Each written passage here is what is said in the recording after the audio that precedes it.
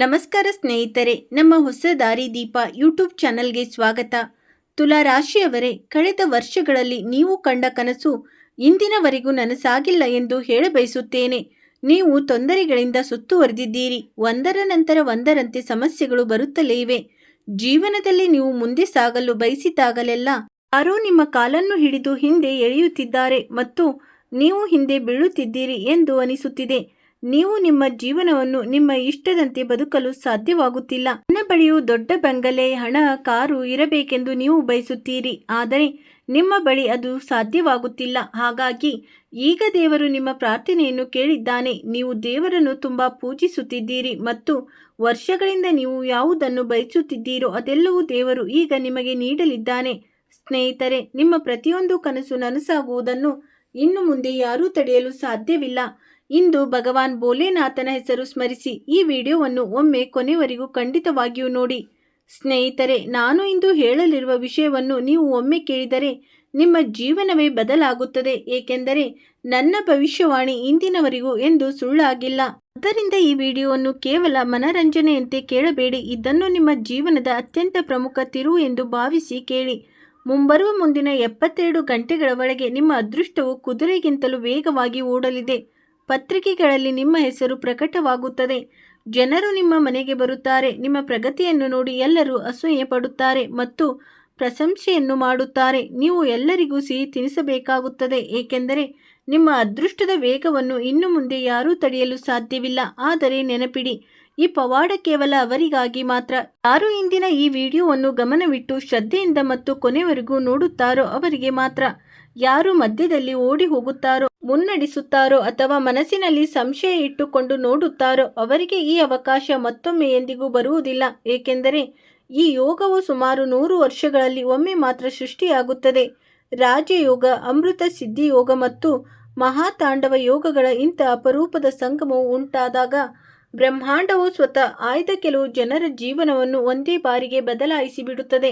ಇಂದು ರಾತ್ರಿ 12:10 ನಂತರ ನಿಮ್ಮ ಗ್ರಹಗಳ ಚಲನೆಯಲ್ಲಿ ಇಂಥ ಒಂದು ಮಹಾತಾಂಡವ ಆರಂಭವಾಗಲಿದೆ. ಇದು ವರ್ಷಗಳಿಂದ ಸುಪ್ತವಾಗಿದ್ದ ಎಲ್ಲ ಶಕ್ತಿಯನ್ನು ಜಾಗೃತಗೊಳಿಸುತ್ತದೆ.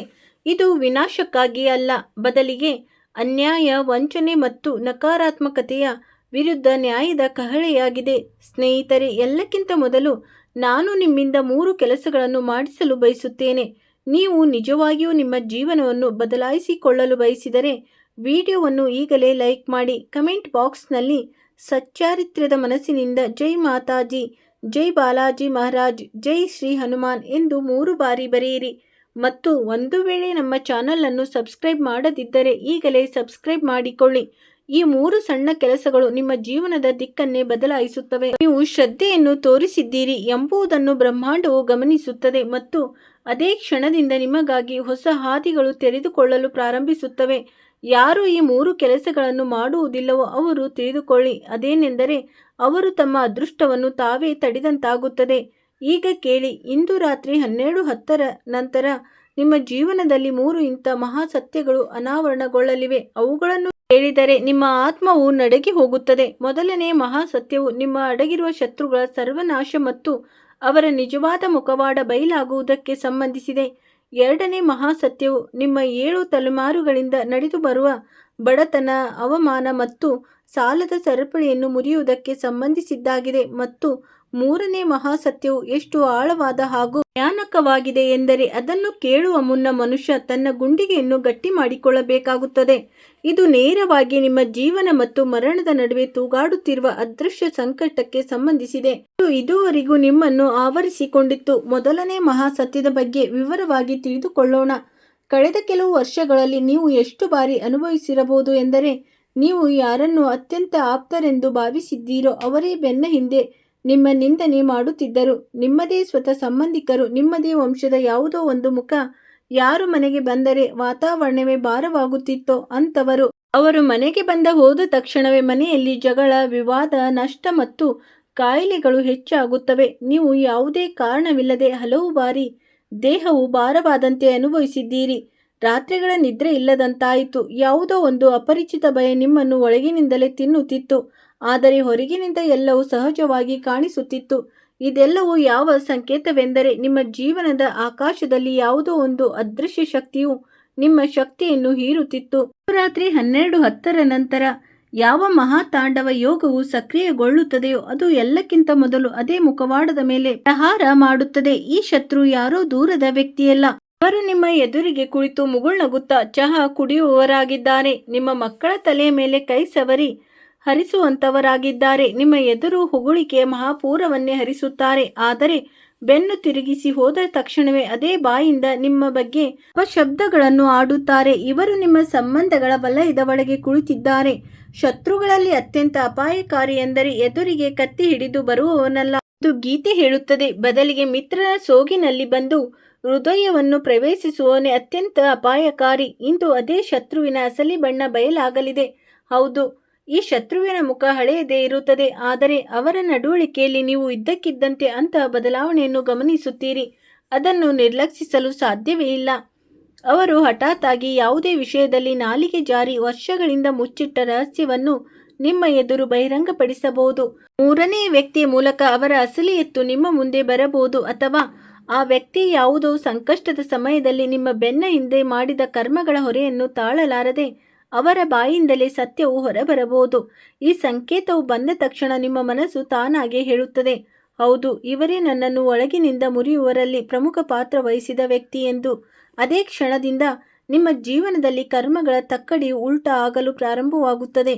ಈ ಶತ್ರುವಿನ ದಾಳಿಯನ್ನು ಹಿಮ್ಮೆಟ್ಟಲು ಇಂದು ರಾತ್ರಿಯಿಂದ ಒಂದು ಸಣ್ಣ ಆದರೆ ಅತ್ಯಂತ ಪ್ರಭಾವಶಾಲಿಯಾದ ನಿಯಮವನ್ನು ನಿಮ್ಮ ಜೀವನದಲ್ಲಿ ಅಳವಡಿಸಿಕೊಳ್ಳಿ. ರಾತ್ರಿ 12 ಗಂಟೆ ಸುಮಾರಿಗೆ ನಿಮ್ಮ ಮನೆಯ ದೇವರ ಕೋಣೆಗೆ ಅಥವಾ ನಿಮ್ಮ ದೇವರ ಭಾವಚಿತ್ರವನ್ನು ಇರಿಸುವ ಜಾಗಕ್ಕೆ ಹೋಗಿ ಪ್ರಶಾಂತ ಮನಸ್ಸಿನಿಂದ ಕುಳಿತುಕೊಳ್ಳಿ. ಕಣ್ಣುಗಳನ್ನು ಮುಚ್ಚಿ ಶ್ರೀ ಹನುಮಂತನನ್ನು ಸ್ಮರಿಸಿ ಮತ್ತು ಮನಸ್ಸಿನಲ್ಲಿ ಹೀಗೆ ಹೇಳಿ, ಹೇ ಸಂಕಟ ಮೋಚನೆ, ನೀನು ಹೇಗೆ ಪ್ರಭು ಶ್ರೀರಾಮನ ಹಾದಿಯಿಂದ ಪ್ರತಿಯೊಂದು ಅಡಚಣೆಯನ್ನು ನಿವಾರಿಸಿದ್ದೀಯೋ ಹಾಗೆ ನನ್ನ ಜೀವನದಲ್ಲಿ ಅಡಗಿರುವ ಪ್ರತಿಯೊಬ್ಬ ಶತ್ರುವಿನ ಶಕ್ತಿಯನ್ನು ನಿಷ್ಫಲಗೊಳಿಸು. ಯಾರು ನನಗಾಗಿ ಕೆಟ್ಟದನ್ನು ಯೋಚಿಸುತ್ತಿದ್ದಾರೋ ಅವರ ಶಕ್ತಿಯನ್ನು ಅಳಿಸು. ಅದರ ನಂತರ ಆ ಆಲೋಚನೆಗಳು ಅವರ ಜೀವನಕ್ಕೆ ಪಾಠ ಕಲಿಸಲಿ ಮತ್ತು ನನ್ನ ಮನೆಗೆ ನಿನ್ನ ಚರಣಗಳ ಆಶ್ರಯ ಸಿಗಲಿ. ನಂತರ ನಿಮ್ಮ ಮನೆಯ ಹೊಸ್ತಿಲ ಕಡೆಗೆ ಒಮ್ಮೆ ಭಕ್ತಿಭಾವದಿಂದ ಕೈ ಮುಗಿದು 3 ಬಾರಿ ಈ ಸಂಕಲ್ಪವನ್ನು ಮಾಡಿ, ನನ್ನ ಮನೆಗೆ ಯಾರು ಪ್ರವೇಶಿಸಿದರೂ ಅವರು ಕೇವಲ ಶುಭ ಭಾವನೆಯನ್ನು ಮಾತ್ರ ತರಲಿ. ಯಾರು ಕೆಟ್ಟ ಭಾವನೆಯಿಂದ ಬರುತ್ತಾರೋ ಅವರ ದುರುದ್ದೇಶವು ಇದೇ ಹೊಸ್ತಿಲಲ್ಲಿ ನಾಶವಾಗಲಿ. ಈ ಮಾತುಗಳು ಸಾಮಾನ್ಯವೆನಿಸಬಹುದು, ಆದರೆ ಈ ಸಂಕಲ್ಪವು ಹೃದಯದಿಂದ ಹೊರಟಾಗ ಅದುವೇ ಮಂತ್ರವಾಗಿ ಬದಲಾಗುತ್ತದೆ. ಇಂದು ರಾತ್ರಿಯಿಂದ ನಿಮ್ಮ ಮನೆ ಕೇವಲ ಇಟ್ಟಿಗೆ ಮತ್ತು ಕಲ್ಲುಗಳ ಕಟ್ಟಡವಾಗಿ ಉಳಿಯುವುದಿಲ್ಲ. ಇದು ಒಂದು ತಪೋಭೂಮಿಯಾಗಿ ಬದಲಾಗಲು ಪ್ರಾರಂಭವಾಗುತ್ತದೆ, ಎಲ್ಲಿ ನಕಾರಾತ್ಮಕತೆಯು ತನ್ನಷ್ಟಕ್ಕೆ ತಾನೇ ನಿಲ್ಲಲು ಸಾಧ್ಯವಾಗುವುದಿಲ್ಲವೋ ಹಾಗೆ. ಈಗ 2ನೇ ಮಹಾಸತ್ಯಕ್ಕೆ ಬರೋಣ. ಇದು ನಿಮ್ಮ ಧನ, ಅದೃಷ್ಟ ಮತ್ತು ಗೌರವಕ್ಕೆ ಸಂಬಂಧಿಸಿದ್ದಾಗಿದೆ. ಯಾವಾಗ ಶತ್ರುವಿನ ಜಾಲವು ದುರ್ಬಲಗೊಳ್ಳಲು ಪ್ರಾರಂಭಿಸುತ್ತದೆಯೋ ಆಗ ಎಲ್ಲಕ್ಕಿಂತ ಮೊದಲು ಧನದ ಬಾಗಿಲು ತೆರೆಯುವ ಸಂಕೇತಗಳು ಸಿಗಲಾರಂಭಿಸುತ್ತವೆ. ಹಣ ಬರುವ ಸರಿಯಾದ ಸಮಯಕ್ಕೆ ಮುಂಚಿತವಾಗಿ ಯಾವುದಾದರೊಂದು ಅಡ್ಡಿ, ಒಂದು ದಾರಿಯನ್ನು ತಡೆದು ನಿಲ್ಲಿಸುವುದನ್ನು ನೀವು ಹಲವು ಬಾರಿ ಅನುಭವಿಸಿರಬಹುದು.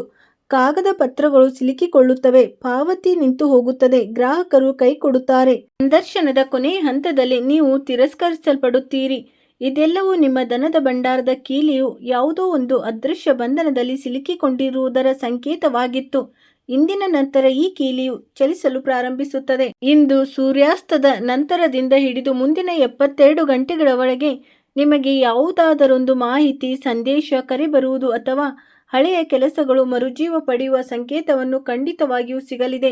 ಯಾವುದೇ ಹಳೆ ವ್ಯವಹಾರದ ಹಣವು ಇದ್ದಕ್ಕಿದ್ದಂತೆ ನೆನಪಿಗೆ ಬರುತ್ತದೆ. ಬಾಕಿ ಉಳಿದಿದ್ದ ಸಾಲವು ಮರಳಿ ಬರುತ್ತದೆ. ತಡೆ ಹಿಡಿಯಲ್ಪಟ್ಟ ಬಿಲ್ ಪಾಸ್ ಆಗುತ್ತದೆ.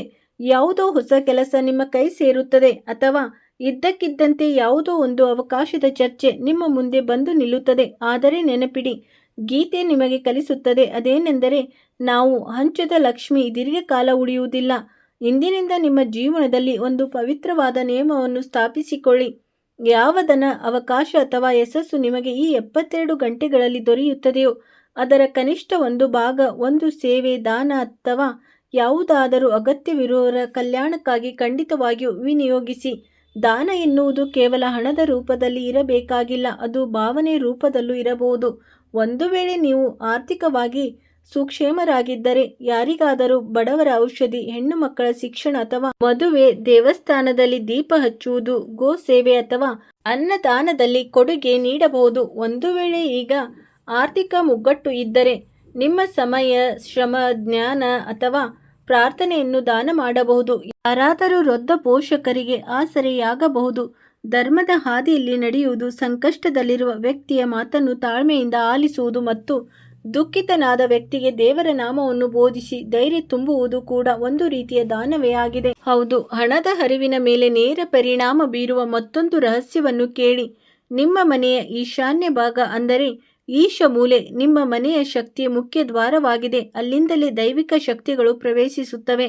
ಒಂದು ವೇಳೆ ಆ ಮೂಲೆ ಯಾವಾಗಲೂ ಗಲೀಜಾಗಿದ್ದರೆ, ಅಲ್ಲಿ ಅನುಪಯುಕ್ತ ವಸ್ತುಗಳು, ಚಪ್ಪಲಿಗಳು, ಕಸ, ಒಡೆದ ಪಾತ್ರೆಗಳು ಅಥವಾ ಹಾಳಾದ ವಸ್ತುಗಳನ್ನು ಇಟ್ಟಿದ್ದರೆ ನೀವೇ ಸ್ವತಃ ಸಂಪತ್ತು ಮತ್ತು ಅದೃಷ್ಟದ ಶಕ್ತಿಯ ಹಾದಿಯನ್ನು ತಡೆದಿದ್ದೀರಿ ಎಂದು ತಿಳಿಯಿರಿ.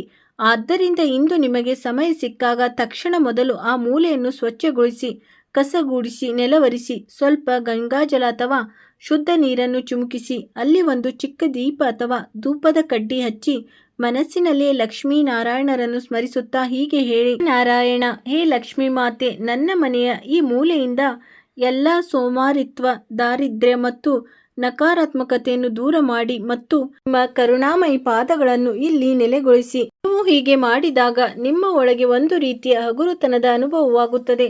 ವರ್ಷಗಳಷ್ಟು ಹಳೆಯದಾದ ಭಾರವನ್ನು ಯಾರೋ ಇಳಿಸಿದಂತೆ ಅನಿಸುತ್ತದೆ. ಈಗ ಮೂರನೇ ಮತ್ತು ಅತ್ಯಂತ ಆಳವಾದ ಮಹಾಶಕ್ತಿಯ ಕಡೆ ಬರೋಣ.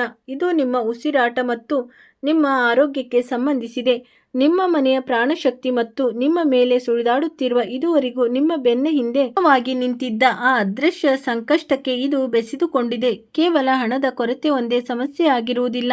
ಹಣವಿದ್ದರೂ ನೆಮ್ಮದಿ ಇಲ್ಲದ ಎಷ್ಟೋ ಮನೆಗಳಿವೆ. ಯಾರಾದರೂ ಒಬ್ಬರು ಸದಾ ಅನಾರೋಗ್ಯದಿಂದ ಇರುತ್ತಾರೆ. ಸದಾ ಔಷಧಿಗಳು ನಡೆಯುತ್ತಲೇ ಇರುತ್ತವೆ, ಆದರೆ ಕಾಯಿಲೆ ಪದೇ ಪದೇ ಮರುಕಳಿಸುತ್ತದೆ. ಇನ್ನು ಕೆಲವರ ನ್ಯಾಯಾಲಯದ ಪ್ರಕರಣಗಳು ವರ್ಷಗಟ್ಟಲೆಯಿಂದ ಇತ್ಯರ್ಥವಾಗದೆ ಉಳಿದಿರುತ್ತದೆ. ಯಾರೋ ತಮ್ಮ ಪ್ರೀತಿ ಪಾತ್ರದಿಂದ ದೂರವಾಗಿ ಒಳಗೊಳಗೆ ನೊಂದು ಹೋಗಿರುತ್ತಾರೆ. ಇನ್ನು ಕೆಲವರ ಮನಸ್ಸಿನಲ್ಲಿ ಇದ್ದಕ್ಕಿದ್ದಂತೆ ಇಂಥ ನಕಾರಾತ್ಮಕ ಆಲೋಚನೆಗಳು ಬರುತ್ತವೆ. ಅದೇನೆಂದರೆ, ಬದುಕುವ ಆಸೆ ಕ್ಷಣಿಸಿ ಹೋಗಿರುತ್ತದೆ. ಇದೆಲ್ಲವೂ ನಿಮ್ಮ ಮೇಲೆ ತೀವ್ರವಾದ ಆಧ್ಯಾತ್ಮಿಕ ಒತ್ತಡ ಸುಳಿದಾಡುತ್ತಿದೆ ಎಂಬುದರ ಸಂಕೇತವಾಗಿದೆ. ಕಾಲಸರ್ಪ, ಪಿತೃದೋಷ, ಚಾಂಡಾಳ ಯೋಗ ಅಥವಾ ಅಪಘಾತ ಯೋಗದಂಥ ಶಕ್ತಿಗಳು ಜೀವನದ ಸುತ್ತಲೂ ಆವರಿಸಿಕೊಳ್ಳುತ್ತವೆ. ಇದು ಯಾವಾಗಲೂ ಸಾವಿನವರೆಗೆ ಕೊಂಡೊಯ್ಯುವುದಿಲ್ಲ, ಆದರೆ ಮನುಷ್ಯನನ್ನು ಪ್ರತಿಯೊಂದು ಹಂತದಲ್ಲೂ ಒಳಗಿನಿಂದಲೇ ಧೃತಿಗೆಡಿಸುತ್ತದೆ. ಇಂದು ರಾತ್ರಿ 12:10 ನಂತರ ಹೊಸ ಸಮಯ ಬರೆಯಲ್ಪಡಲು ಪ್ರಾರಂಭವಾಗುತ್ತದೆ. ಅದರ ನಂತರ ಕೆಲವು ಗಂಟೆಗಳು ನಿಮಗೆ ಅತ್ಯಂತ ಸೂಕ್ಷ್ಮ ಹಾಗೂ ನಿರ್ಣಾಯಕವಾಗಿರಲಿವೆ. ಮುಖ್ಯವಾಗಿ ರಾತ್ರಿ ಸುಮಾರು 1 ಗಂಟೆಯ ನಂತರ ನಿಮ್ಮ ಮನೆಯ ವಾತಾವರಣದಲ್ಲಿ ಒಂದು ಸಣ್ಣ ಬದಲಾವಣೆ ಕಾಣಿಸಿಕೊಳ್ಳುತ್ತದೆ. ಪ್ರಾಯಶಃ ನೀವು ಇದ್ದಕ್ಕಿದ್ದಂತೆ ಆಳವಾದ ನಿದ್ರೆಗೆ ಜಾರಬಹುದು, ಅಥವಾ ಹಳೆಯ ಕನಸೊಂದು ಮತ್ತೆ ಬೀಳಬಹುದು, ಇಲ್ಲವೇ ಯಾವುದಾದರೊಂದು ದೈವಿಕ ಸಂಕೇತ ದೊರೆಯಬಹುದು. ಯಾವುದೋ ಬೆಳಕು, ಯಾವುದೋ ದೈವಿಕ ನಾಮ ಅಥವಾ ಮಂತ್ರ ನಿಮ್ಮೊಳಗೆ ತಾನಾಗೆ ಜಾಗೃತವಾಗಬಹುದು. ಇದನ್ನು ಸಾಮಾನ್ಯ ಕನಸೆಂದು ಭಾವಿಸಬೇಡಿ. ಇದು ನಿಮಗಾಗಿ ಮೇಲಿಂದ ಹೊಸ ಅಧ್ಯಾಯವನ್ನು ಬರೆಯಲಾಗುತ್ತಿರುವ ಕ್ಷಣವಾಗಿರುತ್ತದೆ. ಈ ಮೂರನೇ ಮಹಾಸತ್ಯವನ್ನು ನಿಮ್ಮ ಜೀವನದಲ್ಲಿ ಕಲ್ಲಿನ ಮೇಲೆ ಬರಹದಂತೆ ಮಾಡಲು ಇಂದು ಸಂಜೆ ಸೂರ್ಯ ಮುಳುಗಿದ ನಂತರ ಮಲಗುವ ಮುನ್ನ ನಿಮ್ಮ ಮನೆಯ ದೇವರ ಕೋಣೆಯಲ್ಲಿ ಅಥವಾ ಆ ಮೂಲೆಯಲ್ಲಿ ಹೋಗಿ, ಅಲ್ಲಿ ನೀವು ಪ್ರತಿದಿನ ತಲೆಬಾಗಿ ಪ್ರಾರ್ಥಿಸುತ್ತೀರಿ. ಮಣ್ಣಿನ ಹಣತೆ ಅಥವಾ ಒಂದು ಸಣ್ಣ ದೀಪವನ್ನು ತೆಗೆದುಕೊಂಡು ಅದರಲ್ಲಿ ಎಳ್ಳೆಣ್ಣೆ ಅಥವಾ ಸಾಸಿವೆ ಎಣ್ಣೆಯನ್ನು ಹಾಕಿ, ಏನೂ ಇಲ್ಲದಿದ್ದರೆ ತುಪ್ಪದ ಸಣ್ಣ ದೀಪವನ್ನಾದರೂ ಇಡಬಹುದು. ದೀಪವನ್ನು ಹಚ್ಚುವ ಮುನ್ನ ಮನಸ್ಸನ್ನು ಪ್ರಶಾಂತವಾಗಿಟ್ಟುಕೊಳ್ಳಿ. 2 ಬಾರಿ ದೀರ್ಘವಾಗಿ ಉಸಿರಾಡಿ ಮತ್ತು ಮನಸ್ಸಿನೊಳಗೆ ಹೀಗೆ ಹೇಳಿ: ಹೇ ಮಹಾದೇವ, ಹೇ ಸಂಕಟಹರ ಹನುಮಂತ, ಹೇ ಪ್ರತಿಕ್ಷಣವು ಜಾಗೃತವಾಗಿರುವ ಭಾಗೇಶ್ವರ ಧಾಮದ ದೇವರೇ, ಇಂದಿನ ಈ ರಾತ್ರಿಯನ್ನು ನನ್ನ ಜೀವನದ ಹೊಸ ಜನ್ಮವನ್ನಾಗಿ ಮಾಡಿಬಿಡಿ. ನನ್ನ ಮೇಲೆ ಸುಳಿದಾಡುತ್ತಿರುವ ಆ ಎಲ್ಲ ಅದೃಶ್ಯ ಸಂಕಟಗಳನ್ನು ನೀವೇ ನಿಮ್ಮ ಪಾದದ ಕಮಲಗಳಲ್ಲಿ ಅಡಗಿಸಿಕೊಳ್ಳಿ. ಇಷ್ಟು ಹೇಳಿ ಆ ದೀಪವನ್ನು ಹನುಮಂತನ ಅಥವಾ ನಿಮ್ಮ ಇಷ್ಟ ದೇವತೆಯ ಮುಂದೆ ಇಟ್ಟು ಕನಿಷ್ಠ 11 ಬಾರಿ ಮಹಾಮೃತ್ಯುಂಜಯ ಮಂತ್ರವನ್ನು ಅಥವಾ ಶ್ರೀರಾಮನಾಮದ ಜಪವನ್ನು ಮಾಡಿ. ಮಂತ್ರ ನೆನಪಿಲ್ಲದಿದ್ದರೆ ಕೇವಲ ಈ ಭಾವನೆಯನ್ನು ಇಟ್ಟುಕೊಳ್ಳಿ: ಹೇ ಪ್ರಭು, ನನ್ನ ಜೀವನದ ಪ್ರತಿಯೊಂದು ದುಷ್ಟ ಶಕ್ತಿಯನ್ನು ದೂರ ಮಾಡು. ನನ್ನ ಈ ಆಶೀರ್ವಾದ, ಆಯಸ್ಸು, ನನ್ನ ಕುಟುಂಬದ ರಕ್ಷಣೆ, ನನ್ನ ಮಕ್ಕಳ ಸುಖ ಮತ್ತು ನನ್ನ ಮನೆಯ ಶಾಂತಿಯನ್ನು ಕಾಪಾಡು. ಇದರ ನಂತರ ನಿಮ್ಮ 2 ಕೈಗಳನ್ನು ದೀಪದ ಜ್ಯೋತಿಯ ಮೇಲೆ ಹಗುರವಾಗಿ ತಿರುಗಿಸಿ ಆ ಬೆಚ್ಚಗಿನ ಸ್ಪರ್ಶವನ್ನು ನಿಮ್ಮ ಕಣ್ಣುಗಳು, ಹಣೆಯ ಮೇಲೆ ಮತ್ತು ಎದೆಯ ಮೇಲೆ ಪಡೆದುಕೊಳ್ಳಿ. ಇದು ಕೇವಲ ತಿಲಕದಂತಲ್ಲ, ಇದು ನಿಮಗೂ ಹಾಗೂ ನಿಮ್ಮ ಆರಾಧ್ಯ ದೇವರಿಗೂ ನಡುವೆ ಇರುವ ರಕ್ಷಣಾ ಕವಚದ ಮುದ್ರೆಯಾಗಿದೆ. ಈಗ ನೇರವಾಗಿ ಮನೆಯ ಆ ಈಶಾನ್ಯ ದಿಕ್ಕಿನ ಕಡೆಗೆ ಹೋಗಿ ಅಲ್ಲಿ ನಿಂತು ಮನಸ್ಸಿನಲ್ಲೇ ಕಲ್ಪಿಸಿಕೊಳ್ಳಿ. ಈ ದೀಪದ ಬೆಳಕು ಆ ಮೂಲೆಯನ್ನು ತಲುಪಿ ವರ್ಷಗಳಿಂದ ಅಡಗಿರುವ ಪ್ರತಿಯೊಂದು ಮಾಂತ್ರಿಕ ತಂತ್ರ, ದೃಷ್ಟಿ ಮತ್ತು ಕಪ್ಪು ಶಕ್ತಿಯನ್ನು ಭಸ್ಮ ಮಾಡಿದೆ ಎಂದು ಭಾವಿಸಿ. ಇಲ್ಲಿಂದಲೇ ಮೂರನೇ ಮಹಾಸತ್ಯವು ತನ್ನ ಕೆಲಸವನ್ನು ಪ್ರಾರಂಭಿಸುತ್ತದೆ. ವರ್ಷಗಳಿಂದ ನಿಮ್ಮನ್ನು ಕಾಡುತ್ತಿದ್ದ ಕಾಯಿಲೆಗಳು ಕ್ರಮೇಣ ಗುಣಮುಖವಾಗತೊಡಗುತ್ತವೆ. ವರ್ಷಗಳಿಂದ ಇತ್ಯರ್ಥವಾಗದೆ ಬಾಕಿ ಇದ್ದ ಪ್ರಕರಣಗಳು ವೇಗವನ್ನು ಕಂಡುಕೊಳ್ಳುತ್ತವೆ. ಮುರಿದು ಹೋಗಿದ್ದ ಸಂಬಂಧಗಳಲ್ಲಿ ಸುಧಾರಣೆ ಕಂಡುಬರುತ್ತದೆ. ಆ ಸಮಸ್ಯೆಯಿಂದಾಗಿ ನಿಮ್ಮ ಮನಸ್ಸು ಯಾವಾಗಲೂ ಭಾರವಾಗುತ್ತಿತ್ತೋ ಇದ್ದಕ್ಕಿದ್ದಂತೆ ನಿಮ್ಮ ಒಳಗಿನ ಶಕ್ತಿಯು ಆ ಭಾರವನ್ನು ಹಗುರಗೊಳಿಸಿದೆ ಎಂಬುದನ್ನು ನೀವು ಅನುಭವಿಸುವಿರಿ. ಎಲ್ಲಿ ಈ ಹಿಂದೆ ಕೇವಲ ಭಯವಷ್ಟೇ ಕಾಣಿಸುತ್ತಿತ್ತೋ ಈಗ ಅಲ್ಲಿ ಭರವಸೆಯ ಕಿರಣಗಳು ಮೂಡುತ್ತವೆ. ಏಕೆಂದರೆ ಮನಸ್ಸು ಭಗವದ್ಗೀತೆಯ ಭಾವದಲ್ಲಿ ನೆಲೆ ನಿಂತಾಗ ಕರ್ಮಗಳನ್ನು ಮಾಡುತ್ತಾ ಹೋಗು, ಫಲದ ಚಿಂತೆಯನ್ನು ಬಿಟ್ಟು ಬಿಡು, ನಾನು ನಿನ್ನೊಂದಿಗಿದ್ದೇನೆ. ಅದೇ ಕ್ಷಣದಿಂದ ಗ್ರಹಗಳ ಕೆಟ್ಟ ಪ್ರಭಾವವು ದುರ್ಬಲಗೊಳ್ಳಲಾರಂಭಿಸುತ್ತವೆ. ಇಂದಿನಿಂದ ಒಂದು ಸಣ್ಣ ಪ್ರತಿಜ್ಞೆಯನ್ನು ನಿಮ್ಮ ಜೀವನದಲ್ಲಿ ಅಳವಡಿಸಿಕೊಳ್ಳಿ. ಯಾವಾಗ ಮನಸ್ಸು ಗಾಬರಿಯಾಗುತ್ತದೆಯೋ, ಯಾವಾಗ ಭವಿಷ್ಯವು ಕತ್ತಲಾಗಿ ಕಾಣಿಸುತ್ತದೆಯೋ, ಆಗ ನಿಧಾನವಾಗಿ ಹೀಗೆ ಹೇಳಿ, ನಾನೊಬ್ಬ ಒಂಟಿಯಲ್ಲ, ನನ್ನೊಂದಿಗೆ ನನ್ನ ದೇವರು, ನನ್ನ ಪಿತೃಗಳು, ನನ್ನ ಮನೆ ದೇವರು ಮತ್ತು ನನ್ನ ಸ್ವಂತ ಆತ್ಮವೇ ನಿಂತಿದೆ. ಈ ವಾಕ್ಯವು ಚಿಕ್ಕದಾಗಿರಬಹುದು, ಆದರೆ ಇದರ ಹಿಂದೆ ಅಸಂಖ್ಯಾತ ಯುಗಗಳ ಶಕ್ತಿ ಅಡಗಿದೆ. ಯಾವ ಮನೆಗಳಲ್ಲಿ ತಡರಾತ್ರಿವರೆಗೂ ಕೇವಲ ಮೊಬೈಲ್ ಪರದೆಯಷ್ಟೇ ಬೆಳಗುತ್ತದೆಯೋ ಅದು ದೇವರ ನಾಮಸ್ಮರಣೆ ಮಾಡುವುದಾಗುವುದಿಲ್ಲವೋ ಅಲ್ಲಿ ಅರಿವಿಲ್ಲದೆ ಚಿಂತೆಗಳು, ಖಿನ್ನತೆ ಮತ್ತು ಚಡಪಡಿಕೆಗಳು ಹೆಚ್ಚಾಗತೊಡಗುತ್ತವೆ. ಇಂದಿನಿಂದ ಮಲಗುವ ಮುನ್ನ ಕನಿಷ್ಠ ಒಂದು ಬಾರಿಯಾದರೂ ಗಟ್ಟಿಯಾದ ಧ್ವನಿಯಲ್ಲಿ ಜೈ ಶ್ರೀರಾಮ್, ಹರ ಹರ ಮಹಾದೇವ್ ಅಥವಾ ಜೈ ಬಾಲಾಜಿ ಮಹಾರಾಜ್ ಎಂದು ತಪ್ಪದೆ ಹೇಳಿ. ಇದು ನಿಮ್ಮ ಮನೆಯ ಗೋಡೆಗಳಲ್ಲೂ ಕಂಪನವನ್ನು ಉಂಟು ಮಾಡಿ ಅಲ್ಲಿರುವ ನಕಾರಾತ್ಮಕತೆಯನ್ನು ಹೊರಹಾಕುವ ಶಕ್ತಿಯನ್ನು ಹೊಂದಿದೆ. ಯಾರು ತಮ್ಮ ಆರೋಗ್ಯದ ಬಗ್ಗೆ ನಿರ್ಲಕ್ಷ್ಯ ವಹಿಸಿದ್ದಾರೋ ಮತ್ತು ಸತತವಾಗಿ ಶರೀರದ ಸಂಕೇತಗಳನ್ನು ಕಡೆಗಣಿಸುತ್ತಿದ್ದಾರೋ ಅವರಿಗೆ ಮುಂದಿನ ಕೆಲವೇ ದಿನಗಳಲ್ಲಿ ಯಾವುದಾದರೂ ಒಂದು ಮಾಧ್ಯಮದ ಮೂಲಕ ಎಚ್ಚರಿಕೆ ಅಥವಾ ಸಲಹೆ ಖಂಡಿತವಾಗಿ ಸಿಗುತ್ತದೆ. ಯಾವಾಗಲಾದರೂ ನಿಮ್ಮ ಶರೀರವು ಸುಸ್ತು, ಭಾರವಾದ ಅನುಭವ, ಸತತ ಕೋಪ ಅಥವಾ ಉಸಿರಾಟದ ತೊಂದರೆಯಂಥ ಸಂಕೇತಗಳನ್ನು ನೀಡಿದಾಗ ಇದನ್ನು ಕೇವಲ ಹಣೆಯ ಬರ ಎಂದು ನಿರ್ಲಕ್ಷಿಸಬೇಡಿ. ದೇವರು ಕೂಡ ತನ್ನನ್ನು ತಾನು ಬದಲಾಯಿಸಿಕೊಳ್ಳಲು ಸಿದ್ಧರಾಗಿರುವವರಿಗೆ ಮಾತ್ರ ಸಹಾಯ ಮಾಡುತ್ತಾನೆ. ಒಂದು ದೊಡ್ಡ ಕೃಪೆ ನಿಮ್ಮ ಮೇಲೆ ಸುರಿಯುವ ಮುನ್ನ ಮೊದಲು ನಿಮ್ಮ ಶ್ರದ್ಧೆ ಪರೀಕ್ಷೆಯಾಗುತ್ತದೆ. ಆದ್ದರಿಂದ ಈ ಸಂದೇಶವನ್ನು ಕೇವಲ ನಿಮ್ಮೊಳಗೆ ಸೀಮಿತವಾಗಿಟ್ಟುಕೊಳ್ಳಬೇಡಿ. ಯಾರು ನಿಮ್ಮವರಾಗಿದ್ದಾರೋ, ಯಾರು ಸಂಕಷ್ಟದಲ್ಲಿದ್ದಾರೋ, ಯಾರು ನೊಂದು ಹೋಗಿದ್ದಾರೋ, ಯಾರು ಸೋಲನ್ನು ಒಪ್ಪಿಕೊಂಡಿದ್ದಾರೋ ಅವರಿಗೆ ಈ ಆಶಾಕಿರಣವನ್ನು ಖಂಡಿತವಾಗಿಯೂ ತಲುಪಿಸಿ. ನೀವು ಬೇರೆಯವರ ಜೀವನದಲ್ಲಿ ಬೆಳಕು ತಂದಾಗ ದೇವರು ನಿಮ್ಮ ಮನೆಯ ಕಿಟಕಿಗಳನ್ನು ತೆರೆಯುತ್ತಾನೆ. ಕೊನೆಯದಾಗಿ ಇಂದಿನ ಸೂಕ್ಷ್ಮ ಶಕ್ತಿಗಳ ಬಗ್ಗೆ ಮಾತನಾಡೋಣ. ನೀವು ನಿಮ್ಮ ಪ್ರಮುಖ ನಿರ್ಧಾರಗಳನ್ನು ತೆಗೆದುಕೊಳ್ಳಬಹುದು. ಯಾವುದೇ ಹೊಸ ಕೆಲಸ ಅಥವಾ ಯಾವುದೇ ಪ್ರಾರ್ಥನೆ, ಯಾವುದೇ ಸಂಕಲ್ಪ ಅಥವಾ ಯಾವುದೇ ಆಧ್ಯಾತ್ಮಿಕ ಸಾಧನೆಯನ್ನು ಈ ಸಮಯದಲ್ಲಿ ಕೈಗೊಂಡರೆ ಅದು ನಿಮಗೆ ಹೆಚ್ಚಿನ ಯಶಸ್ಸು ನೀಡುತ್ತದೆ. ಮಧ್ಯಾಹ್ನದ ಒಂದು ಭಾಗದಲ್ಲಿ ರಾಹುವಿನ ಅಶುಭ ಶಕ್ತಿಯು ಸಕ್ರಿಯವಾಗಿರುತ್ತದೆ. ಈ ಸಮಯದಲ್ಲಿ ಮನಸ್ಸು ಹೆಚ್ಚು ಅಲೆದಾಡುತ್ತದೆ. ಸಣ್ಣ ಪುಟ್ಟ ವಿಷಯಗಳಿಗೂ ಸಿಟ್ಟು ಬರಬಹುದು. ಈ ಅವಧಿಯಲ್ಲಿ ಯಾವುದೇ ದೊಡ್ಡ ಆರ್ಥಿಕ ವ್ಯವಹಾರ, ಹೊಸ ಸಾಲ ಅಥವಾ ಜೀವನವನ್ನೇ ಬದಲಾಯಿಸುವ ನಿರ್ಧಾರಗಳನ್ನು ತೆಗೆದುಕೊಳ್ಳಬೇಡಿ. ಬದಲಿಗೆ ಶಾಂತವಾಗಿ ಯೋಜನೆಗಳನ್ನು ರೂಪಿಸಿ ಹಳೆಯ ಕೆಲಸಗಳನ್ನು ಪರಿಶೀಲಿಸುತ್ತಾ ಸಮಯ ಕಳೆಯುವುದು ಸೂಕ್ತ. ಸ್ನೇಹಿತರೆ, ಇಂದಿನ ಈ ವಿಡಿಯೋ ನಿಮಗೆ ವರಪ್ರಸಾದವಾಗಲಿದೆ. ನಾಳೆಯಿಂದ ನಿಮ್ಮೆಲ್ಲರ ಜೀವನದಲ್ಲಿ ಒಂದು ಪವಾಡ ಸಂಭವಿಸಲಿದೆ. ಅದನ್ನು ನೋಡಿ ನಿಮ್ಮ ಸುತ್ತಮುತ್ತಲಿನ ಜನರೇ ಆಶ್ಚರ್ಯಚಕಿತರಾಗುತ್ತಾರೆ. ಎಲ್ಲರೂ ನಿಮ್ಮ ಮನೆಗೆ ಬರಲಿದ್ದಾರೆ. ನಿಮ್ಮ ಪ್ರಗತಿ ಮತ್ತು ಯಶಸ್ಸನ್ನು ನೋಡಿ ಕೆಲವರಿಗೆ ಅಸೂಯೆಯಾದರೆ ಇನ್ನೂ ಕೆಲವರು ನಿಮ್ಮನ್ನು ಶ್ಲಾಘಿಸುತ್ತಾರೆ. ಇವೆರಡೂ ನೀವು ಎದುರಿಸಬೇಕಾಗುತ್ತದೆ. ಈಗ ನಿಮ್ಮ ಅದೃಷ್ಟವು ಕುದುರೆಗಿಂತಲೂ ವೇಗವಾಗಿ ಓಡಲಿದೆ. ಪತ್ರಿಕೆಗಳಲ್ಲಿ ನಿಮ್ಮ ಹೆಸರು ಪ್ರಕಟವಾಗುತ್ತದೆ. ನಿಮ್ಮ ಯಶಸ್ಸಿನ ಕೀರ್ತಿ ಎಲ್ಲೆಡೆ ಮೊಳಗಲಿದೆ. ಆದರೆ ನೆನಪಿಡಿ, ಇಂದಿನ ಈ ವಿಡಿಯೋ ಕೊನೆವರೆಗೂ ಯಾರು ವೀಕ್ಷಿಸುತ್ತಾರೋ ಅವರೇ ಆಯ್ಕೆಯಾಗುತ್ತಾರೆ. ಯಾರು ಅರ್ಧಕ್ಕೆ ಬಿಟ್ಟು ಹೋಗುತ್ತಾರೋ ಅವರು ಬರಿಗೈಯಿಂದ ಹಿಂದಿರುಗುತ್ತಾರೆ. ನಾನು ಮತ್ತೊಮ್ಮೆ ಹೇಳುತ್ತಿದ್ದೇನೆ, ಕಿಟಕಿ ಬಾಗಿಲುಗಳನ್ನು ಮುಚ್ಚಿಕೊಂಡು ಈ ವಿಷಯಗಳನ್ನು ಹೊರಗೆ ಹೋಗಬಾರದು. ಇಂದು ರಾತ್ರಿ 12:10 ನಂತರ ನಿಮ್ಮ ಜೀವನದ ಹಾದಿಯೇ ಸಂಪೂರ್ಣವಾಗಿ ಬದಲಾಗಲಿದೆ.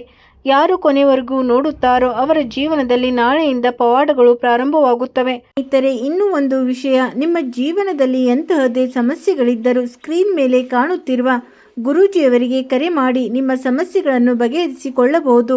ಗುರೂಜಿಯವರು ವಿದ್ಯೆ, ಉದ್ಯೋಗ, ವ್ಯಾಪಾರ, ಗಂಡ ಹೆಂಡತಿ ಕಲಹ, ಅತ್ತೆ ಸೊಸೆ ಕಲಹ, ಮದುವೆ ವಿಳಂಬ, ಸಂತಾನ ಸಮಸ್ಯೆ, ಶತ್ರುಕಾಟ, ವಶೀಕರಣ, ನಿಮ್ಮ ಯಾವುದೇ ಸಮಸ್ಯೆ ಇದ್ದರೂ ಕೂಡ ತುಳುನಾಡಿನ ದೇವಾರಾಧನೆಯಿಂದ ಹಾಗೂ ಶ್ರೀ ಸಾಯಿಬಾಬಾ ದೈವಿಕ ಶಕ್ತಿಯಿಂದ ಶೀಘ್ರ ಶಾಶ್ವತ ಪರಿಹಾರ ಮಾಡಿಕೊಡುತ್ತಾರೆ.